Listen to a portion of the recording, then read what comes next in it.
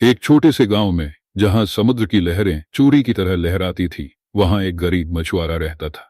उसका नाम रामू था। उसकी पत्नी सीता और उसके दो छोटे बच्चे थे, जो हमेशा उससे अच्छे खाने की उम्मीद करते थे। लेकिन रामू की किस्मत हमेशा उसे धोखा देती थी।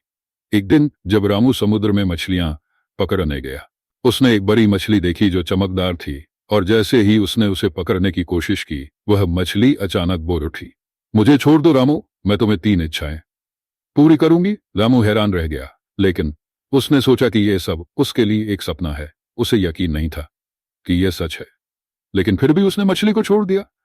मछली ने कहा, तुमने मुझे छोड़ दिया है, अब अपनी पहली इच्छा कहो। रामू ने कहा, मैं चाहता हूं कि मेरे पास एक नई नाव हो।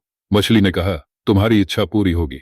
रामू खुशी से झूम उठा, और उसने सोचा कि अब वह और अच्छी मछलियां पकड़ सकेगा।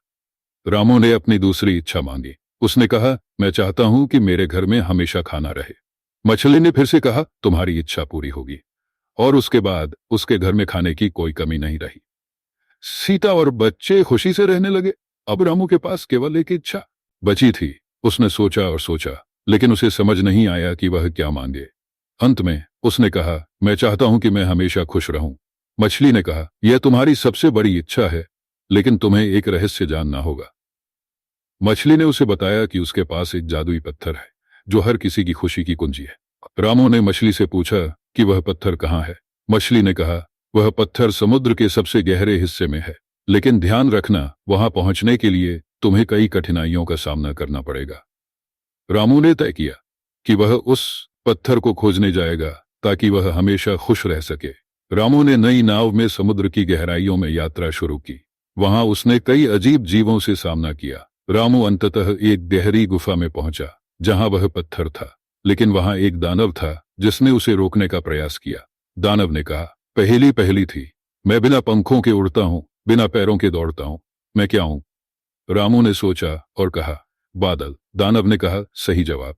दूसरी पहेली थी, मैं हर जगह हूं, लेकिन मुझे देखा नहीं जा सकता। तीसरी पहेली थी, मैं तुम्हारे पास नहीं हूं, लेकिन अगर तुम्हें मेरी जरूरत है तो तुम मुझसे मांग सकते हो, मैं क्या हूं? रामू ने कहा, इच्छा।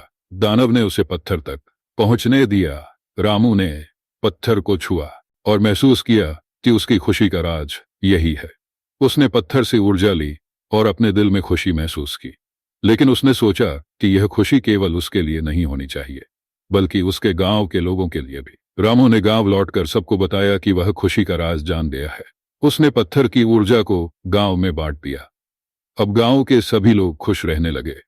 रामू की मेहनत और बुद्धि ने उसे केवल खुशी ही नहीं, बल्कि अपने गांव के लोगों का प्यार भी दिलाया।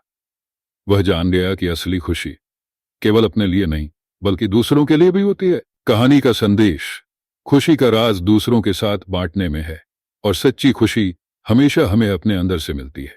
वीडियो अच्छी लगी हो तो ट्विन पुष्कर चैनल को लाइक और सब्सक्राइब करें।